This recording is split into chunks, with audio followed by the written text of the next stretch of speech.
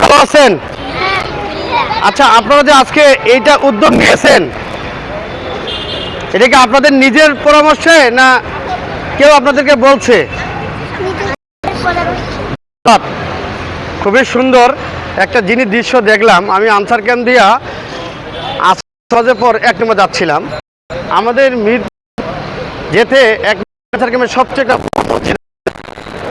মসজিদের সামনে দেখেছি ছোট ছোট কত সুন্দরভাবে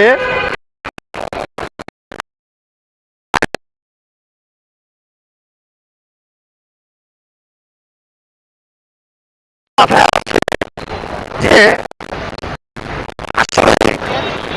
আমরা ছোটরা শুরু করি, তাহলে অবশ্যই বড়রা শিখবে। অর্থাৎ ছোটদের কাছ থেকে আমাদের শিখতে হবে। দেখাইলো যে কিভাবে রাস্তা কত সুন্দর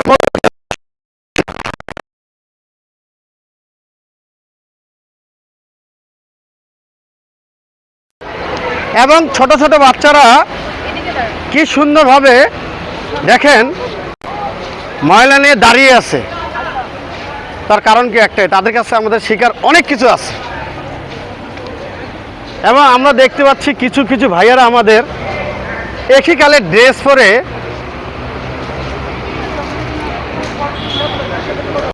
আসসালামু আলাইকুম ভাইজান, কেমন আছেন? জি আলহামদুলিল্লাহ ভালো আছি। এই যে একটা ছোট কত সুন্দর একটা উদ্যোগ নিয়েছেন ছোট ছোট বাচ্চাদের, এটা আসলেই কি কারণে উদ্যোগটা একটু কি বলা যাবে? জি দেখেন, বিডিক্লিন একটা বিশাল আমাদের স্বেচ্ছাসেবী প্ল্যাটফর্ম। আমাদের লক্ষ্য উদ্দেশ্য হচ্ছে বহির্বিশ্বে বাংলাদেশকে একটি পরিচ্ছন্ন রাষ্ট্র হিসেবে তুলে ধরা। তো সেই প্রচেষ্টা হিসেবে আমরা আমাদের দায়িত্ব থেকে আমরা মানুষকে সচেতন করা হচ্ছে আমাদের মেন টার্গেট। সচেতন করার পাশাপাশি আমরা নিজেরও কাজ করে দেখিয়ে দিই যে কীভাবে নিজের আঙিনা পরিষ্কার রাখতে হবে এবং আগামীতে বাংলাদেশ কীভাবে পরিচ্ছন্ন একটি রাষ্ট্র হিসেবে করা যায়, সেদিকে আমরা যদি প্রচেষ্টা চালাই ইনশাল্লাহ আমাদের এইটা সম্ভব। আমরা বাংলাদেশকে একটি পরিচ্ছন্ন রাষ্ট্র হিসেবে বিশ্বের কাছে তুলে ধরতে চাই। ধন্যবাদ আমার এই ভাইকে। সুন্দরভাবে আমরা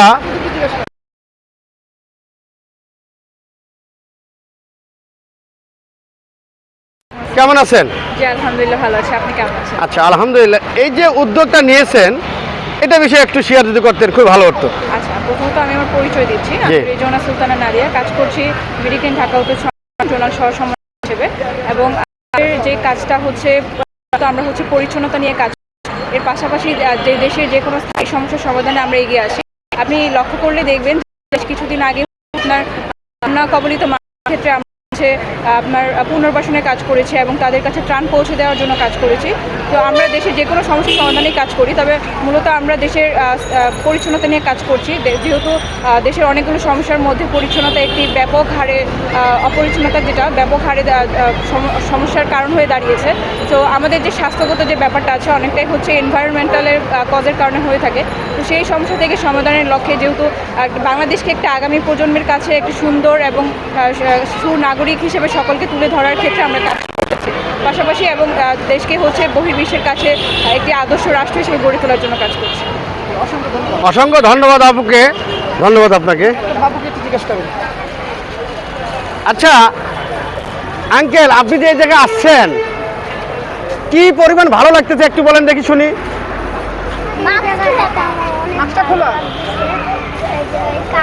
সবাই মিলে করলে কাজ সহজ হয়। কবিতাটা আমি ক্লাস 2-তে পড়ে, এটা আছে, সেটা পড়ে আমার একটু ভালো লাগতো। আবার এটা আমরা নিজেরা করতে পেরে আমার খুবই ভালো। ধন্যবাদ সেই আঙ্কেলকে। আচ্ছা আঙ্কেল, এই যে তুমি যে এই জায়গায় আসছো কেমন লাগতেছে তোমাকে একটু বলো তো। আমি জীবনে এত ভালো অনুভব করতে পারিনি, আমার খুবই ভালো লাগতেছে। ধন্যবাদ এই আঙ্কেলকে, অনেক সুন্দর কথা বলছে। আর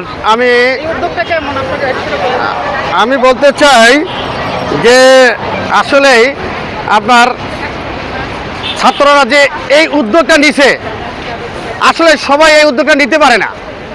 আসলে একজন উদ্যোগ নিলে বাকিটা সবাই কাজ করতে মনোযোগী হয়, আগ্রহীত হয় এবং খুব সুন্দর উদ্যোগ নিচ্ছে এবং ওনাদেরকে ধন্যবাদ। এত সুন্দর একজন উদ্যোগ নেওয়ার জন্য আমি এটা ধন্যবাদ জানাই এই সংগঠনকে।